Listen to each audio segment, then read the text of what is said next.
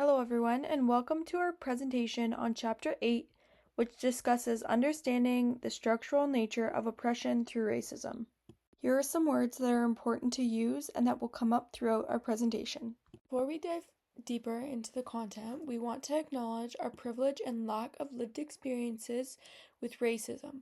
We approach this concept with openness and our commitment to learning. What is race? Race is something we often think of as biological, like it's based on real genetic differences that determine traits such as intelligence, but this is not true. Science shows that race is actually a social construct, not a biological fact. The physical traits we associate with race, like our skin color or hair texture, developed over time due to geography, not because of inherent differences. Even though race isn't biological, it has real effects on our lives. It influences where we live, what schools we attend, who we become friends with.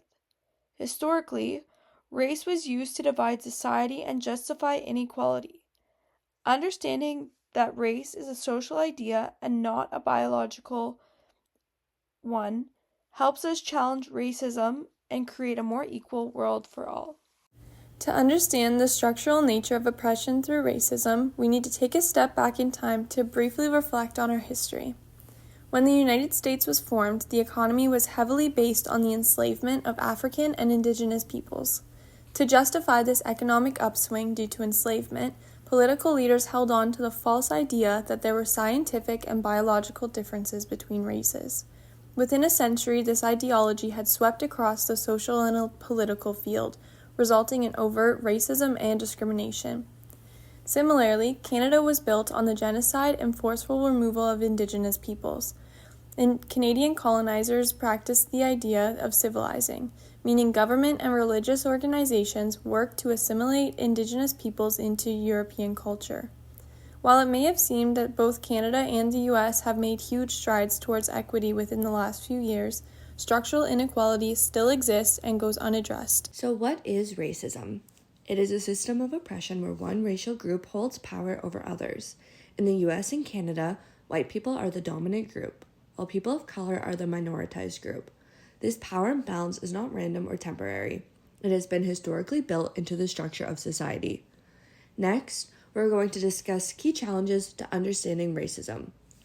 Looking at the racist/not racist binary, society teaches us that this binary means if you're racist, you are ignorant, mean, and prejudiced.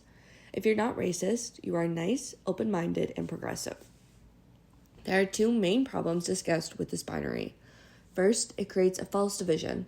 If we only focus on extreme individual acts of racism, we ignore the bigger system that affects people on personal, social, cultural, and institutional levels. Second, it discourages action. If white people believe racism is only about bad individuals, they may feel no responsibility to challenge it.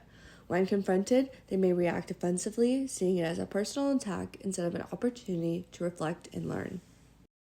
Although many may believe we are living in a post-racial society, there are still systemic disparities embedded in every institution.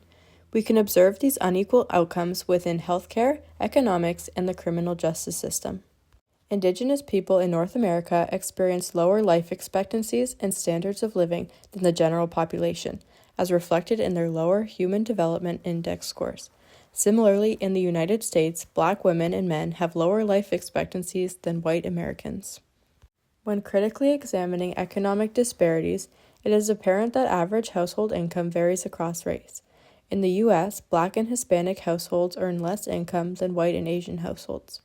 In Canada, we can observe economic disparities by higher poverty rates present among racialized individuals.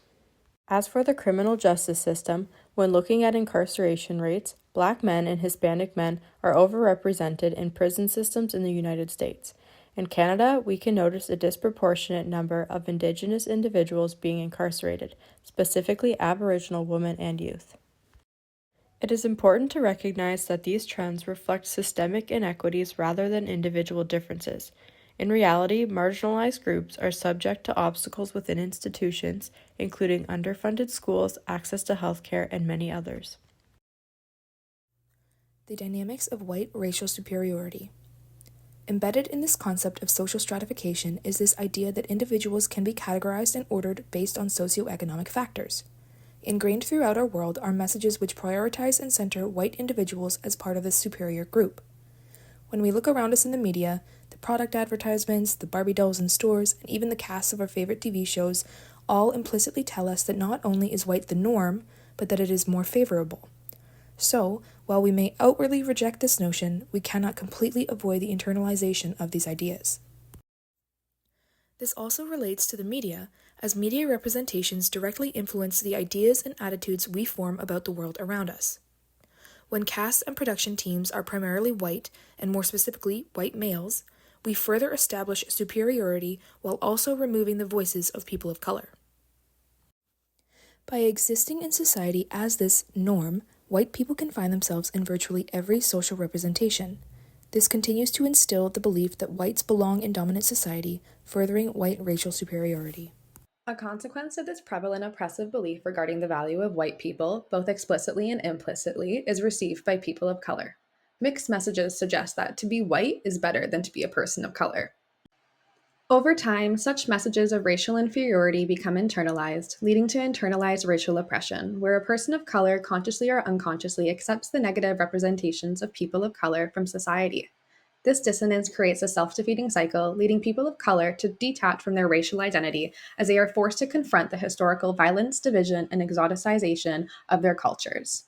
Such dynamics are further complicated by the intersections of race with other identities, like class, gender, sexuality, and ability, which uniquely shape experiences of oppression and privilege. Intersectionality is a vital framework for understanding how various social identities interact to shape the structural nature of oppression. It reveals that experiencing oppression in one area of social life does not diminish privilege in another, but the challenge is in recognizing how our identities appear in shifting social contexts. Steele's work on stereotype threat further illustrates how the fear of being judged based on racial stereotypes can hinder the performance of students, particularly in educational settings where biases are prevalent. In this context, it is important to consider how much attention schools give to the achievement gap and the disparities in outcomes between white individuals and people of color.